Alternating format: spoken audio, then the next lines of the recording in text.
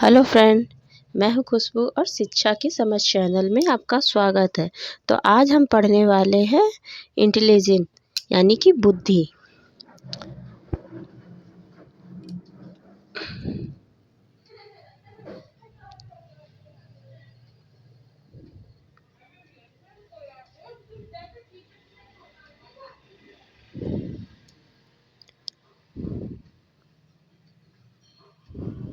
तो बुद्धि क्या है? बुद्धि वह है जो हमारे जो हमें अंडरस्टैंड होता है, यानी कि जिसकी समझ हमें होती है उसे बुद्धि। जैसे हम कितना तर्क करते हैं, क्या सोचते हैं, क्या थिंकिंग करते हैं, क्या कल्पना करते हैं, कैसे प्रॉब्लम को सॉल्व करते हैं, यह सब बुद्धि में आता है। तो अभी हम उसके वर्गीकरण पढ़ेंगे। तो इसे आईक्यू कहते हैं। आईक्यू यानी कि इंटेलिजेंस अर्थात बुद्धि उपलब्धि। Albert Einstein was a German born theoretical physicist and philosopher of science. World estimated IQ score is about 160 point. जो अल्बर्ट आइंस्टीन थे उन्होंने बुद्धि को इस प्रकार वर्गीकृत किया है। तो जिसे हम जीनियस यानी गिफ्टेड कहते हैं वह 140 के ऊपर होगा। वेरी सुपीरियर 120 से 139, सुपीरियर 110 से 119। एवरेज जो बच्चा होता है जिसकी औसत आयु 90 से 109 होती है। इसी तरह डल 80 से 79, बॉर्डर लाइन डिफरेंसी 70 से 69, मॉरन 50 से 59, और जो इडियट यानी कि एकदम ही डल या मूर्ख होता है उसके 20 से भी कम आईक्यू होता है। तो हमने जाना है कि आईक्यू जो सबसे ज़्यादा गिफ्टेड बच्चा होता है, जिसे हम गॉड गिफ्ट भी कह सकते हैं, वह 140 प्लस होगा। और उसके नीचे वेरी सुपीरियर आएगा जो कि 120 से 139 होगा।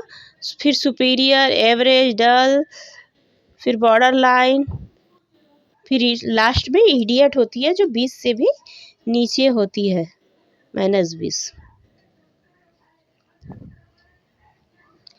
तो हम जानेंगे कि इंटेलिजेंट यानी कि बुद्धि शब्द की उत्पत्ति कहाँ से हुई। तो बुद्धि शब्द की उत्पत्ति लैटिन भाषा के इंटेलिजेंसी से हुई थी, जिसका अर्थ होता है टू अंडरस्टैंड यानी कि समझ।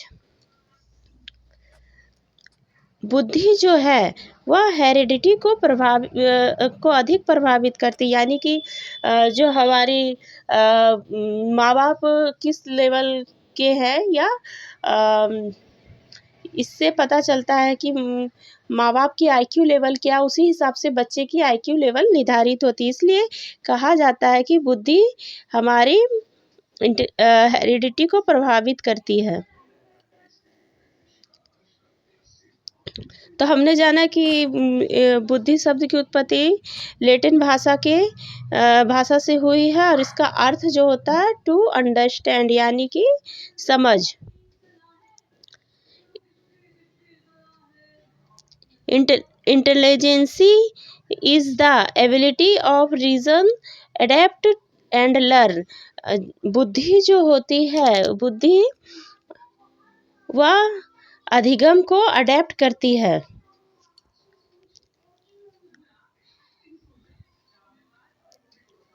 Concept of IQ. तो जो आईक्यू का फार्मूला होता है, कभी कभी एक नंबर में पूछ लेते हैं, तो वो होता है आईक्यू बराबर मेंटल एज क्रोनोलॉजिकल एज, यानी कि इंटू 100। तो इसे MA बटा CA इंटू 100 भी कर सकते हैं, यानी कि मानसिक आयु बटा वास्तविक आयु इंटू 100। तो ऐसे हम निकालते हैं कि मान लेते हैं कि मानसिक आयु 12 वर्ष है, वास्तविक आयु 10 है, यानी कि हमारी बुद्धि जो है IQ लेवल वो 12 है और हमारी जो आयु है वो 10 है। तो इसे हम इस तरह निकालते हैं, तो यह 120 आएगा। जो हमारी IQ है वो 120 आएगी। देखिए, यदि किसी बच्चे की रियल एज 10 है और उसकी दिमाग 12 वर्ष के बच्चे जैसा काम करता है, तो उसका IQ निकाला गया है। यहाँ पे IQ का फॉर्मूला यानी कि MA बराबर MA बटा CA इंटू 100 यानी 120, और जो एवरेज IQ होता है 90 माइनस 110।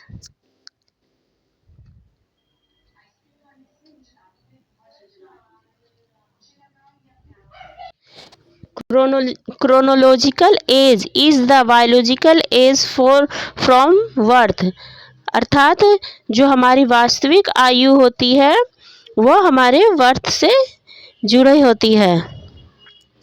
इन 1905 पहला बुद्धि का जो परीक्षण हुआ था 1905 में हुआ था।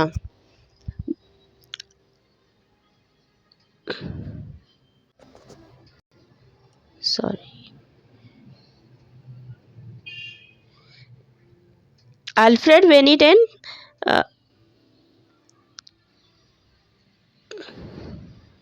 तो हमने जाना कि 1905 में पहली बुद्धि का परीक्षण हुआ था, जिसे अल्फ्रेड वेनिट ने दिया था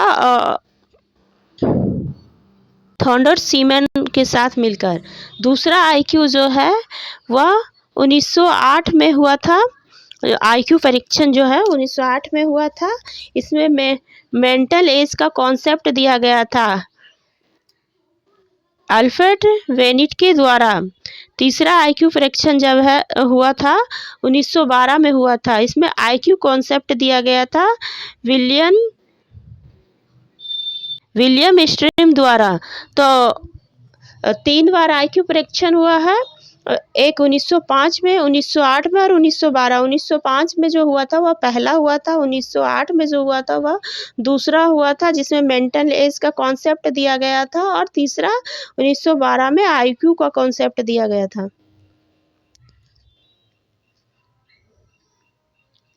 अब हम जानेंगे कि सृजनात्मक बुद्धि क्या होती है।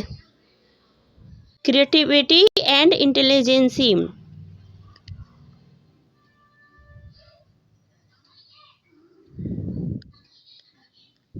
Research have found that the relationship between creativity and intelligence is positive, अर्थात रिसर्च में पाया गया है कि क्रिएटिविटी यानी सृजनात्मक और बुद्धि जो होती है उसमें सकारात्मक रिलेशन होता है। Terman in the 1920 found by person with high IQ were not necessary creative, अर्थात हर एक हायर IQ वाला बच्चा रचनात्मक हो या आवश्यक नहीं। अर्थात यह है कि जरूरी नहीं है कि जरूरी नहीं है कि 120 IQ वाला बच्चा रचनात्मक ही हो, क्रिएटिविटी ही हो, ऐसा जरूरी नहीं है।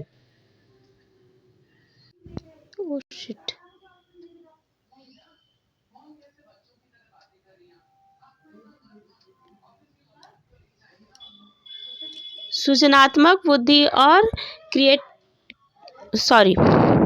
सृजनात्मक बुद्धि यानी कि creativity and intelligence. Research have found that the relationship between creativity and intelligence is positive, अर्थात एक रिसर्च द्वारा पाया गया है कि सृजनात्मक और बुद्धि में सकारात्मक रिलेशनशिप होती है।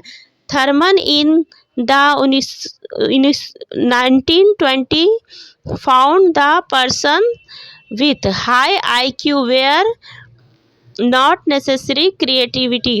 अर्थात जो हाई IQ वाला बच्चा होता है वह रचनात्मक हो या जरूरी नहीं, अर्थात यह कि जिसका IQ लेवल 120 हो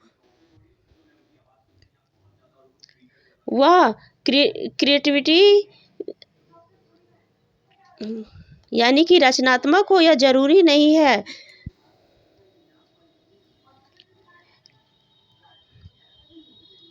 क्रिएटिविटी के तत्व यानी कि एलिमेंट FFOE यानी कि हम इसे ट्रिक द्वारा याद करते हैं। F से फ्लुएंसी, F से फ्लुएंसी, F से उसके अर्थ होता है धारा प्रवाह, F से फ्लेक्सिबिलिटी यानी लचीलापन, O से ओरिजिनल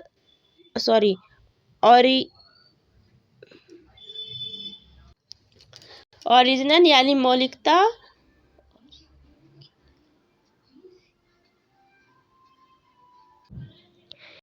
ई से अर्थात जो हमारे लर्निंग हो वह फ्लुएंसी हो, फ्लेक्सिबल हो, मौलिकता के आधार पर हो और विस्तृत हो, ना कि वो मतलब कठोर हो।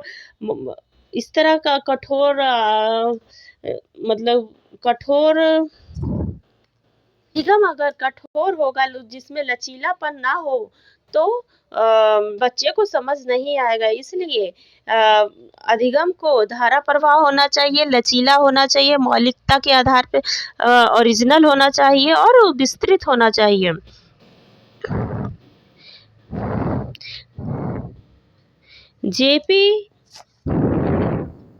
जेपी ग्लिफोर्ड ने थिंकिंग को 2 भागों में बांटा है। पहला अवसारी सोच, दूसरा अभिसारी सोच। अवसारी सोच क्या है? तो जो ओपन एंडेड होता है, रिलेटेड टू क्रिएटिविटी से होता है, आउट ऑफ द बॉक्स होता है, मल्टीपल सॉल्यूशन जिसके होते हैं। जैसे कि ओपन एंडेड खुला, अधिगम खुला होना चाहिए, उसमें स्वतंत्रता होनी चाहिए, ना कि किताबों में या फिर आदि तौर पर कराया जाए। उसे हम अवसारी सोच पे रखते हैं। रिलेट टू क्रिएटिविटी, अधिगम को हमेशा रिलेट करना चाहिए क्रिएटिविटी से, थिंकिंग को। आउट ऑफ द बॉक्स, यह एक बक्से की तरह नहीं होना चाहिए, या स्वतंत्र होना चाहिए, और मल्टीपल सॉल्यूशन होना चाहिए, किसी एक ही सॉल्यूशन पे आधारित नहीं होना चाहिए। वही अब सारी सोच में क्लोज इंडेड होता है, रिलेटेड टू इंटेलिजेंसी यानी कि बुद्धि से रिलेट होता है, MCQ सॉल्व करने में, और लिमिटेड सॉल्यूशन जिसका सॉल्यूशन लिमिटेड होता है, और जैसे ऑब्जेक्टिव टाइप क्वेश्चन होता है उसी तरह MCQ सॉल्व होता है, उसे अब सारी सोच कहते हैं। अब सारी सोच वाला प्रत्येक व्यक्ति क्रिएटिव नहीं होता, परंतु हर क्रिएटिव व्यक्ति अब सारी सोच अवश्य रखता है। अर्थात कहने का अर्थ यह है कि जो अवसारी सोच वाला व्यक्ति होता है वह रचनात्मक हो या जरूरी नहीं है, परंतु जो रचनात्मक बुद्धि वाला व्यक्ति होता है जिसे क्रिएटिव माइंड कहते हैं वह अवसारी सोच अवश्य ही रखता है। अब हम जानेंगे कि गिफ्टेड बच्चे क्या होते हैं। गिफ्टेड यानी प्रतिभाशाली बच्चे, इसके 3 प्रकार होते हैं। इसके 3 प्रकार होते हैं। एक वो बौद्धिक रूप से उज्जवल, जैसे कि इंटेलेक्चुअली ब्राइट यानी 140 प्लस IQ वाला व्यक्ति, जैसे आइंस्टीन जो है कई तरह के क्रिएटिविटी किए थे, मतलब कि बहुत तरह के एक्सपेरिमेंट किए थे, इसीलिए 140 प्लस वाले आईक्यू को बौद्धिक रूप से उज्जवल कहते हैं और वह आइंस्टीन की तरह होगा। टैलेंटेड, टैलेंटेड यानी सचिन तेंदुलकर। ऐसा नहीं है कि बौद्धिक सिर्फ अधिगम में ही हो। टैलेंट जैसे कि खेल कूद का टैलेंट, सानिया मिर्जा, सचिन तेंदुलकर, ये सब टैलेंटेड है। क्रिएटिव यानी MS हसन। रचनात्मक है जैसे MS हसन थे।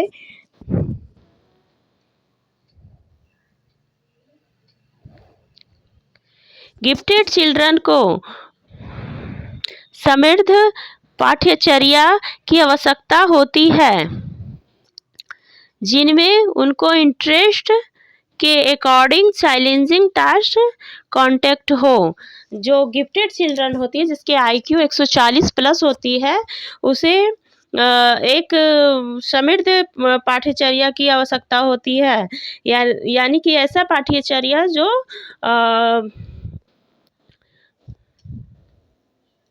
जिसे सॉल्व करना चैलेंजेस हो, और वैसा टास्क उन्हें चाहिए होता है। इंटरेस्ट के अकॉर्डिंग यानी उनकी रुचि के अनुसार उन्हें टास्क दिया जाए। अगर उन्हें नॉर्मल टास्क दिया जाए, जैसे एवरेज स्टूडेंट को दिया जाता है, तो वो करने में बोर हो जाते हैं। इसलिए उन्हें ऐसा टास्क दिया जाए जो चैलेंज से भरा हो, यानी कि चैलेंजेस हो। इंटेलेक्चुअली ब्राइट बच्चे को HOTS यानी कि हायर ऑर्डर थिंकिंग स्किल जैसा कॉन्टेक्स्ट चाहिए होता है। जो ब्राइट मतलब जो ब्राइट गिफ्टेड चिल्ड्रन होते हैं, उसे हायर ऑर्डर थिंकिंग स्किल जैसा कॉन्टेक्स्ट चाहिए होता है। उच्च लेवल के चैलेंजिंग टास्क पसंद होते हैं।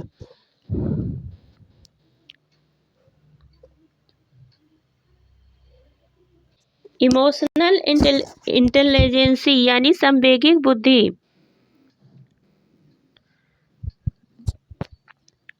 संवेगिक बुद्धि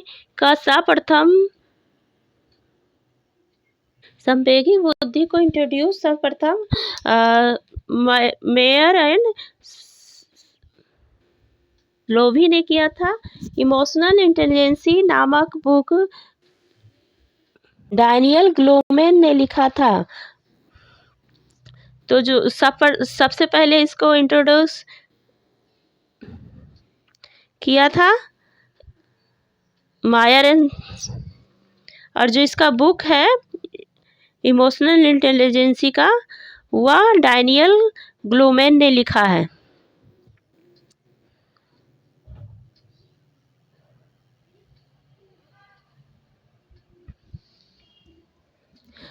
अरस्तु का वाक्य कोई भी किसी भी समय नाराज हो सकता है, इसमें कोई दिक्कत नहीं।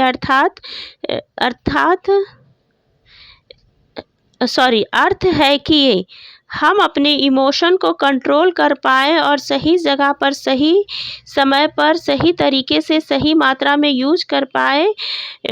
इसी को इमोशनल इंटेलिजेंसी कहते हैं।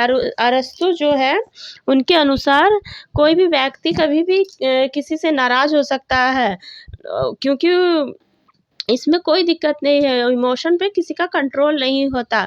परंतु जो व्यक्ति अपने इमोशन को कंट्रोल सही जगह पे करता है, सही समय पे, सही तरीके से, उसे ही इमोशनल इंटेलिजेंस कहते हैं।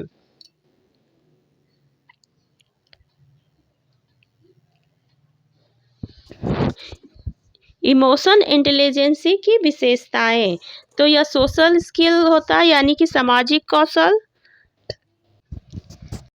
सामाजिक कौशल अर्थात कि समाज में हम अपने बुद्धि का कैसे इस्तेमाल करते हैं, कैसे उपयोग करते हैं, उसे हम सोशल स्किल कहते हैं।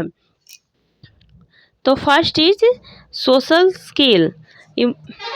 सेकेंड सेल्फ अवेयरनेस, आत्म जागरूकता, अर्थात हम कितने जागरूक हैं किसी काम के प्रति यह हमें बताता है सेल्फ अवेयरनेस, मोटिवेशन, सहानुभूति और सेल्फ रेगुलेशन यानी स्व नियंत्रण। हम अपने इमोशन को कैसे कंट्रोल करते हैं, कैसे उसका यूज करते हैं सही समय पे, यह सब स्व नियंत्रणता के अंतर्गत आता है।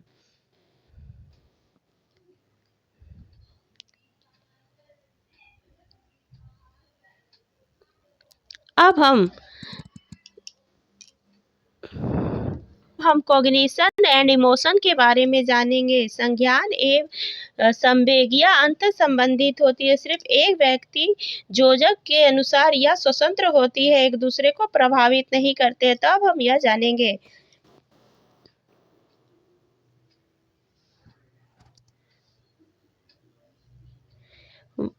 वाई डायरेक्शन होते हैं एंड अंतर संबंध होते हैं, एक दूसरे को इंटरेक्ट करते हैं। संज्ञान और संवेग जो होते हैं वह दिशात्मक होते हैं तथा एक दूसरे से अंतर संबंधित होते हैं। मतलब यह इमोशन के बगैर संवेग के बगैर संज्ञान नहीं हो सकता और संज्ञान के बगैर संवेग नहीं हो सकता। यानी इमोशन और कॉग्निशन जो है वह एक दूसरे से संबंधित है, अंतर संबंधित है।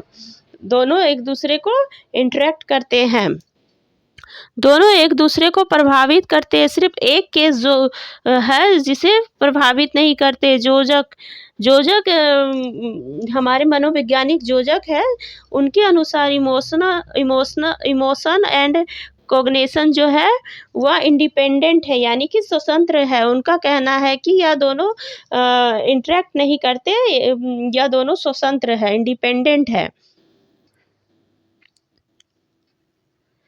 मनोवैज्ञानिकों के द्वारा यह सुझाव दिया गया है कि शिक्षकों की दृष्टि से गिफ्टनेस की भावना निम्नलिखित के संयोजन पर निर्भर करता है। जो हमारे मनोवैज्ञानिक है उनके द्वारा सुझाव दिया गया है कि शिक्षक जो है वह गिफ्टनेस को किस तरह निर्भर करता है। तो इसे हम AAC के अनुसार याद करते हैं। इसे 3 रिंग मॉडल भी कहते हैं। इसे हम ACC सीमेंट द्वारा, जो कि पुराना ऐड आता था उसके अनुसार भी याद रखने के लिए यह भी कर सकते हैं। A से हाई एबिलिटी, C से हाई क्रिएटिविटी और C से हाई कमिटमेंट, यानी कि हाई एबिलिटी यानी उच्च क्षमता। जो गिफ्टेड बच्ची होते हैं उसकी क्षमता जो होती है वह अधिगम की क्षमता, चाहे हर क्षेत्र में वह उच्च क्षमता के होते हैं। और हाई क्रिएटिविटी यानी कि उच्च रचनात्मक और उच्च प्रतिबंधित होते हैं। तो हमने आज जाना कि गिफ्टेड बच्चे की एबिलिटी ACC यानी कि एबिलिटी, क्रिएटिविटी और कमिटमेंट होता है।